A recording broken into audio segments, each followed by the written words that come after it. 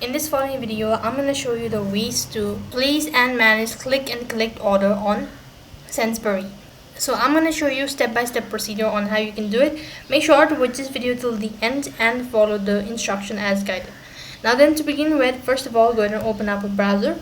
On the web address bar, type in sainsbury.co.uk. That is going to take you to the official page, which is going to look something like this.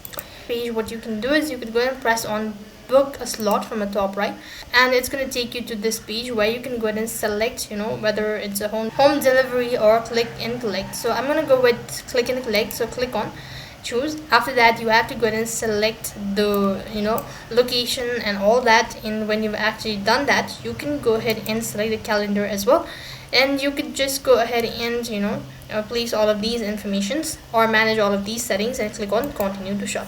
When you've done that, next interface you'll have to go ahead and check out, and it's going to take you to this page one more time. That is how you can go ahead and place and manage click and order on Sainsbury's.